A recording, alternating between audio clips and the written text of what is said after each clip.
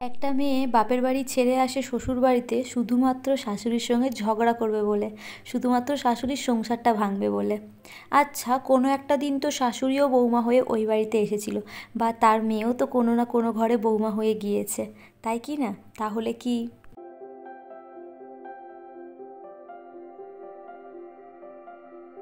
Good morning বন্ধুরা, আমার নতুন আবারও একটা ব্লগে তোমাদের সবাইকে অনেক অনেক স্বাগত। যে যেখান থেকে আজকে আমার ব্লগটা দেখছো, আশা করছি সকলে খুব ভালো আছো, সাথে সুস্থ আছো। আর আমিও ভগবানের নামে বেশ ভালো আছি। তো আজকে ব্লগটা এখান থেকে স্টার্ট করলাম বন্ধুরা, অনুরোধ রইল পুরো ব্লগটা দেখার, আশা করছি তোমাদের ভালোও লাগবে। তো আজকে আর সকাল থেকে ব্লগটা স্টার্ট করিনি, আজকে ওই 10:30 11টার দিক থেকে ব্লগটা স্টার্ট করেছি বন্ধুরা। তো সকালের টিফিন করেছিলাম রুটি আর ছোলার ডালের তরকারি, তো সেটাই ও খেয়ে গেছে, আর আমিও না একটু ওর সাথে খেয়ে নিয়েছি। জানো তো, আমি বুঝতেই পেরেছি আজকে এক্সট্রা কাজ 2-1টা করবো, তো সেই জন্য সময় লাগবে, তো সেই জন্য না হালকা করে একটু টিফিন আমিও করে নিয়েছি।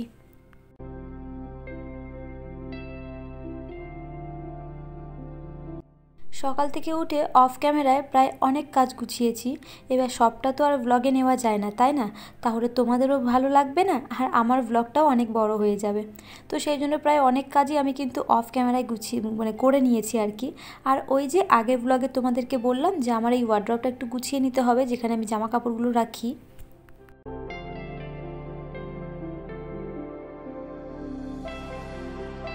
ভেবে তো ছিলাম যে বিকেলবেলার দিকেই গুছাবো, যেহেতু বিকেলে আমি অনেক সময় ফ্রি থাকি, তবে সব সময় নয়, বেশিরভাগটাই কিন্তু আমার কাজ থাকে। গাছে জল দেওয়া, তারপর তোমার সন্ধ্যের টিফিন, বাজার করতে যাওয়া, সন্ধে আরতি দেওয়া। যেহেতু ওই সন্ধে আরতিটা দেয়, তবু ওর পাশে থেকে শঙ্খটা বাজায়। আর পুজোর সময় না আমি একটু মন্দিরের সামনেটাই থাকি।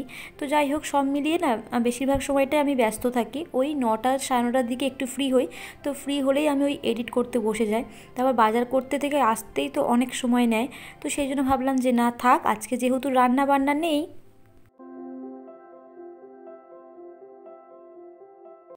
তো তাই আজকে এগুলো গুছিয়ে নিই। আজকে রান্না বান্না নেই বলতে কি বলো তো বন্ধুরা, আগের দিন ছিল লোকনাথ পুজো, আর আমার দাদা আমাকে নিমন্ত্রণ করে গেছিলো, কারণ দাদার বাড়িতে লোকনাথ পুজো হয় একটু বড় করে।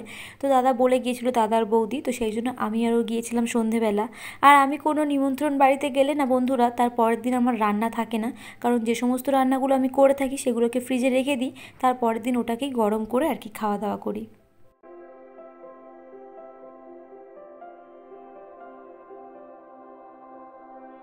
সেই জন্য আজকে আমার রান্না নেই, ভাত ডাল সমস্ত কিছুই ফ্রিজে রয়েছে, আর একটু ডিম ভেজে নেব। মানে ও আসার কিছুক্ষণ আগেই এগুলোকে গরম করবো আর ডিমটা ভাজবো। তো যাই হোক, সেই জন্য ভাবলাম যে এক্সট্রা যেগুলো আছে গুছিয়ে নিই আর কি। তো আগে 2-4 দিন আগেই আমি শোকেসের মাথা, তারপর ওই ওয়ার্ড্রোবের ওপরটা পরিষ্কার করেছি বন্ধুরা। কি বলতো, মানে এখানকার জিনিস ওখানে দিয়েছে আর ওখানকার জিনিস এখানে দিয়েছে, আমি একটু চেঞ্জ করে দেখি কেমন লাগে। তো আমার না একদমই ভালো লাগছিল না, ভাবছিলাম যে কবে আমি আবার ঠিকঠাক জায়গা মতো জিনিসপত্রগুলোকে রাখবো। তো যাই হোক, শোকেসের জিনিস মানে শোকেসের মাথার উপর যে জিনিসগুলো থাকে, এই যে ট্রফি টফি সমস্ত কিছু দেখছো, তো এইগুলোকেই আমি আবার এখানে রেখেছি। আর ওপরে এই ট্যাডি ফ্যাডিগুলো ছিল, পুতুল টুতুলগুলো, ওগুলোকে ওপরেই রেখে দিয়েছি।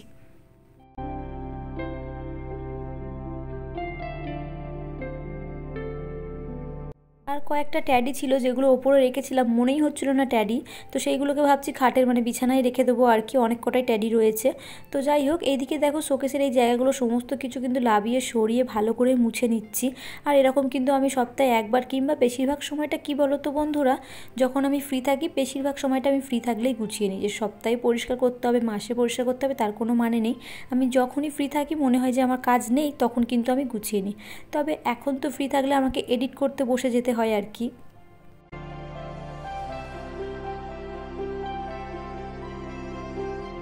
নতুন কোনো বন্ধুরা প্রথমবার আমার ব্লগটি দেখে থাকলে অবশ্যই চ্যানেলটিকে সাবস্ক্রাইব করে আমার পরিবারের পাশে থেকো। তো এই যে দেখো এখন শোকেসগুলো শোকেসের কাঁচ টাচগুলো সমস্ত কিছু ক্লিন করে নিচ্ছি। আর এই যে কলিংটা দিয়ে পরিষ্কার করছি, এরপরে কিন্তু আমি পেপারটা দিয়ে ভালো করে মানে একটা পেপার দিয়ে ভালো করে আর কি মুছে নেবো। পেপার দিয়ে পরিষ্কার করলে কি হয় বলো তো বন্ধুরা, মানে কাঁচটা হয় না, এত পরিষ্কার হয়ে যায় কি বলবো। তো এই যে দেখো এখানে কিন্তু আমি এখন পেপার দিয়ে ভালো করে পরিষ্কার করছি। আর এই যে দুটো ট্যাডি দেখছো, আরও দু একটা ট্যাডি রয়েছে, সেগুলোকে ভাবছি এবার থেকে আমি খাটেই রাখবো। তো ওগুলোকেই দেখো এখন খাটে রেখে দিচ্ছি, আর দিয়ে কিন্তু ঘরবাড়ি ঝাড়ু লাগাবো।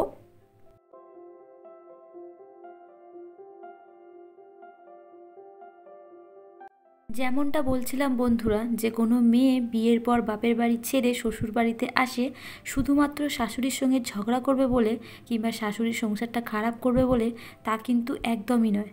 যদি এমনটাই হতো তাহলে শাশুড়িও তো বিয়ে করে এই বাড়িতে এসেছিল, কিংবা তার মেয়েও তো বিয়ে করে কারোর না কারোর ঘরে গেছে, তাহলে কি তাদের মনোভাবনাগুলো এরকম ছিল? একদমই নয়। সবসময় বৌমাদের ভুল না ধরে, সবসময় বৌমাদের বকাঝকা না করে তাদেরকে কাছেও টেনে নিতে পারো, ভালোবেসেও বোঝাতে পারো, দেখবে সেই পরের ঘরের মেয়েটাও কিন্তু তোমাকে মায়ের মতোই ভালোবাসবে।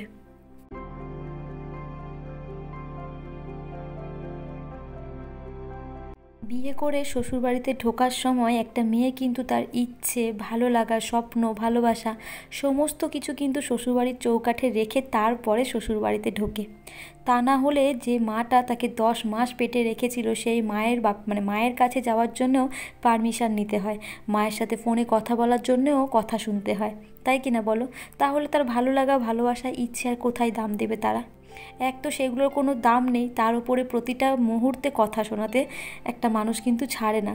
নয় শ্বশুর, নয় শাশুড়ি, নয় ননদ, কেউ না কেউ কিন্তু কথা শোনাবে। ভুল ধরার মানুষের শ্বশুরবাড়িতে কিন্তু কোনো অভাব হবে না। তবে হ্যাঁ, ভালো কথা বলার মানুষ কোনো মানুষই পাবে না তুমি খুঁজে, কেউ বলতেই পারবে না যে তাদের বাড়ির বউটা এতটা ভালো। যাই হোক, এই যেদিকে দেখো তোমাদের সাথে কথা বলতে বলতে আমি কিন্তু ঘর বাড়ি ঝাড়ু লাগিয়ে নিয়েছি। আর এই যে এখন রান্নাঘরটা, বারান্দাটা ঝাড়ু লাগাবো, লাগিয়ে ঘরটা মুছে নেব।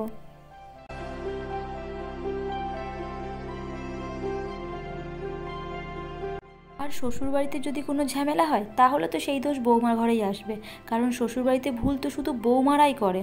আর রইলো বাকি শ্বশুর শাশুড়ি, তারা তো ভুল করতেই পারে না, তারা তো বাবা মা কখনো ভুল করে?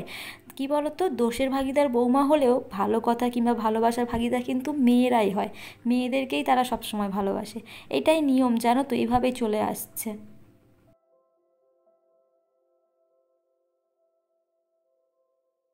যাই হোক বন্ধুরা, এদিকে দেখো আমি ঘরবাড়িগুলোকে ঝাড়ু লাগিয়ে নিয়েছি।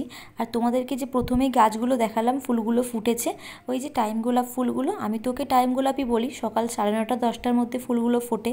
আর একদম থোকা থোকা, কী যে ভালো লাগে দেখতে কি বলবো। আর এর না সব রকম কালার হয়, অনেকে আবার এটাকে ঘাস ফুল বলে, আমি আবার টাইম গোলাপ বলি। আর এরকম গাছে ফুল ধরলে না কী যে ভালো লাগে কি বলবো। তো যাই হোক, এদিকে দেখো ঘরবাড়িগুলোকে তো ঝাড়ু লাগিয়ে নিয়েছি। আর আজকে যেহেতু মঙ্গলবার ছিল, তাই একটু নুন দিয়ে পুরো ঘরটাকে মুছবো। আর মঙ্গলবার শনিবার করে কিন্তু আমি ঘরবাড়ি নুন দিয়েই মুছি, এটা ভীষণ ভালো। তো যাই হোক, এদিকে ঘরবাড়িগুলোকে মুছে নিচ্ছি।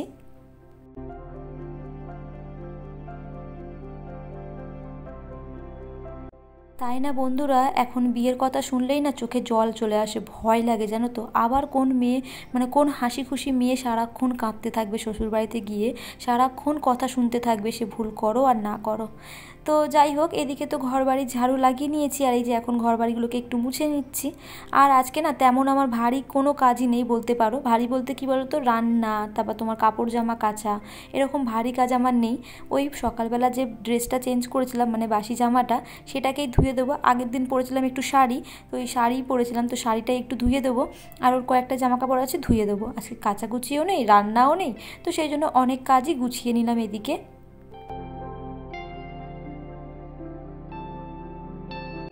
আর এই যে গাছটা দেখছো টবে লাগানো রয়েছে, এটা মা নিয়ে এসেছে কালকের বিকেলে আর কি। তো মা বললো গাছটা লাগিয়ে দিতে, যেহেতু এখন একটু বৃষ্টি বৃষ্টি হচ্ছে সন্ধ্যের টাইমটা, তো গাছটা ধরে যেতে পারে। তো গাছটা আমি চিনিও না, মা বললো ফুল গাছ, খুব সুন্দর ফুল হয় থোকা থোকা, তো তুই বসা।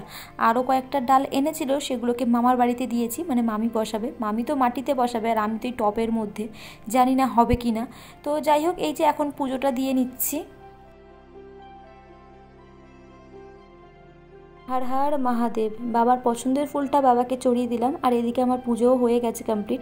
আর আজকে যেহেতু মঙ্গলবার, তো একটু লাড্ডু দিয়ে পুজো দিলাম, মানে মঙ্গলবার করে লাড্ডু আর এই জবার মালা মানে বজরংবলীকে দেওয়া হয়। তো যাই হোক, এদিকে পুজো কমপ্লিট করে গেলাম রান্নাঘরে। এখন একটু ফ্রিজ থেকে সমস্ত খাবারগুলোকে বের করে রাখবো, আর ওই ডিমটাকে ভেজে নেব, কারণ ও আসার টাইম হয়ে গিয়েছে।